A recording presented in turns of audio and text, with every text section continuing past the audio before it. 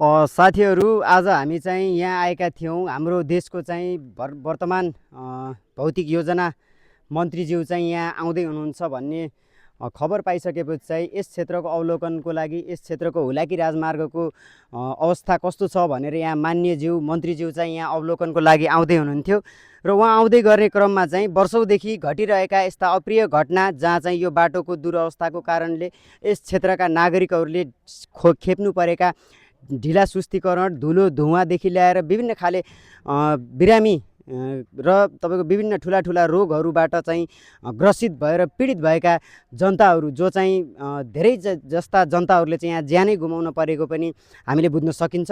र आज चाहिँ मन्त्रीज्यू आउँदै गर्दा आज पनि यस क्षेत्रमा चाहिँ एक यहाँका नागरिकले चाहिँ ज्यान गुमाउन पर्यो।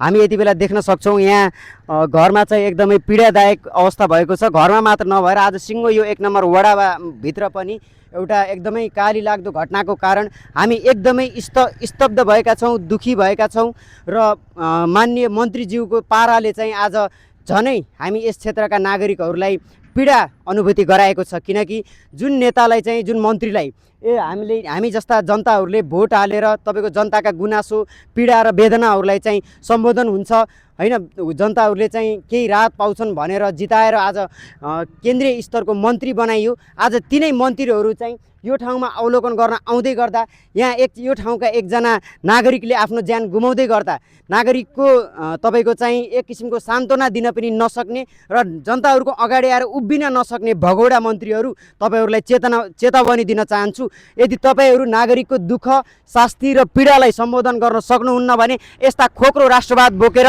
यस ठाउँमा चाहिँ तपाईको आएर चाहिँ जनताहरूलाई मनगढन्ते कहानी सुनाउने, जनता झुक्क्याउने, अल्मलाउने र भाग्ने किसिमका मन्त्रीहरूलाई यहाँ अब कुनै पनि किसिमले हामीले आउन चाहिँ दिने छैनौँ। यस्ता भगौडा मन्त्रीहरूलाई निषेध हुनुपर्छ र हेक्कार होस् यो क्षेत्रमा अब तपाईहरू जस्ता भगौडा मन्त्रीहरू आउने हो भने उहाँहरूलाई जहाँ देखिन्छ त्यहीँ कालो मोसो जुत्ताको माला लगाएर हामीले स्वागत गर्नेछौँ। किनकि जनताका समस्याहरू चाहिँ खुलेआम रूपमा यहाँ घट्दै गर्दा तपाईको जनताले नागरिकहरूले चाहिँ आफ्नो ज्यान गुमाउँदै गर्दा भगौडा मन्त्रीहरू आएर उभिन नसक्ने त्यस्ता पीडित परिवारलाई चाहिँ सान्त्वना दिन नसक्ने भए के का मन्त्री बन्नुहुन्छ तपाईहरूले यदि साँच्चैकै तपाईहरूमा नैतिकता छ, इमान्दारी छ भने तपाईहरूले तत्कालै यो लुम्बिनी हाम्रो यस नेपालका वर्तमान भौतिक योजना मन्त्रीले चाहिँ आफ्नो तपाईको पद चाहिँ तत्कालै राजीनामा दिनुपर्छ।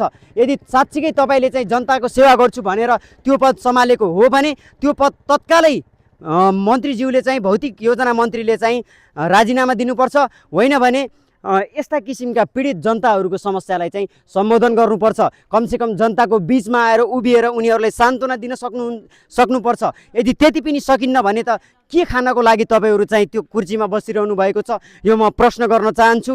र अरू बाँकी सबै तपाईँको छरपष्टै छ हेर्नुहोस् होइन, जनताहरू त यसै गरी नै सधैँभरि दुःख शास्ति पीडा भोगि नै रहनु परेका छ। मान्यज्यूहरूलाई मतलबै छैन एसीवाला गाडीमा हिँडिरहनु भएको छ, एसीवाला रुममा बसिरहनु भएको छ होइन। तपाईँका जनताहरूले चाहिँ यसरी चर्को घाममा तपाईँको होइन धुलो धुवाँ पानी केही पनि नभनिकन दिनरात दुःख शास्ति खेपिरहनु परेको छ।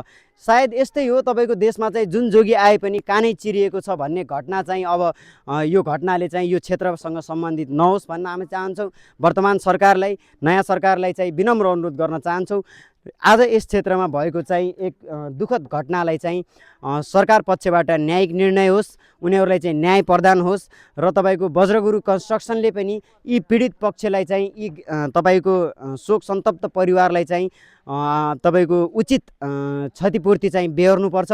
यसको लागि हामी जुन कुनै निकायसँग पनि गएर पहल गर्न आवाज उठाउन हामी तयार छौँ र सम्पूर्ण सम्बन्धित निकायले पनि यो विषयमा ध्यान र चासो दिनुपर्छ। अन्यथा चाहिँ तपाईहरूलाई यो ठाउँमा कुनै पनि किसिमको आउनको लागि चाहिँ निषेध गर्नको लागि हामी